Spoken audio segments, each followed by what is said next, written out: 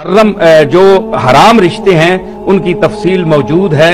कुरान और सुन्नत में ऐसा कोई वादे हुक्म नहीं है कि जिसमें सैयदा का निकाह गैर सैयद के साथ ममनू हो, नाजायज हो, हराम हो, जबकि सैयदा खुद चाहती हो कि मेरा फलां शख्स से निकाह हो जाए, और वो अगर खुद राजी है, उसके औलिया भी राजी हैं, और अगर औलिया नहीं भी राजी और खुद वो राजी है तो वो हुर्रा मुकल्फा जो है वो अपने निकाह का खुद हक रखती है, वो कर सकती है।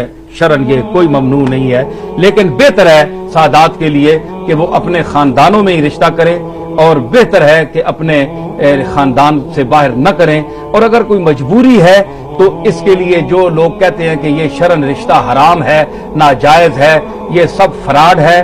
शरीयत मैं भी जानता हूं और मैं एक सैयद घराने का फर्द हूं, लेकिन मैं नसब से ऊपर शरीयत को समझता हूं। नसब नीचे है, कुरान और सुन्नत का मकाम ऊपर है।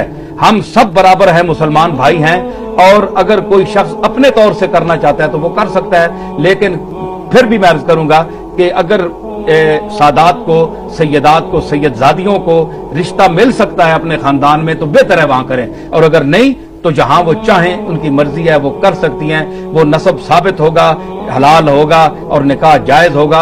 और जो फिर ये गुजारिश भी है कि जो हजरात सादात इस वजह से अपने रिश्ते जवान बिठाए रखते हैं, अपनी बेटियां बिठाए रखते हैं कि जनाब हमें रिश्ता कोई नहीं मिल रहा, हम क्या करें, हम सैयद घराना कोई है नहीं, बाहर नाजायज है, इनका निकाह हो नहीं सकता, तो ये गलत बात है। शरीयत में निकाह जायज है, निकाह हो सकता है।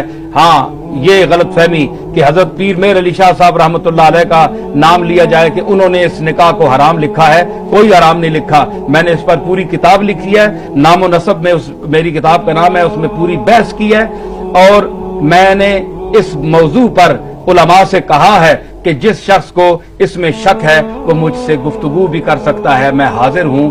टीवी पर कर सकता है, वैसे बैठ के कर सकता है, जिसको इख्तिलाफ है वो कर सकता है, और अपनी जगह बैठकर एतराज करने का और फूंक और गुस्सा चढ़ाने का फायदा कोई नहीं है। तो पीर मेर अली शाह साहब ने जो फतवा दिया था वो अगवा का केस था। मुगविया जो है वो तो किसी वजह से नहीं हो सकता कि किसी की लड़की को आप घसीट के ले जाएं, तो ये तो तौहीन है उनकी। तो पीर साहब का जो फतवा है वो एक मखसूस इस्तिफ्ता की सूरत में है, वो मुतलक हुक्म नहीं है कि शरीयत का कि जनाब इनके रिश्ते ही नाजायज है, बार दे नहीं सकता। तो अगर ये बात है तो फिर आप देखेंगे कि हमारी उम्मत मुसलमा में इतने इतने बड़े अकाबिर के जो रिश्ते हैं, इतने इतने औलिया अल्लाह जो पैदा हुए हैं, तो उनकी जो माएँ हैं वो सैयदा हैं, सैयदजादियां हैं, और उनके बाप जो हैं वो सैयद नहीं है।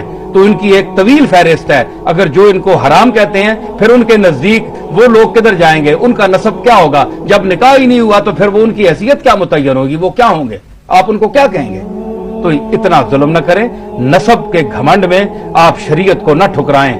मैं इस पर एक शेर अर्ज किया था कि टक्कर न ले नबी की शरीयत से होश कर, दोज़ख में झोंकती है ये ठोकर लगी हुई।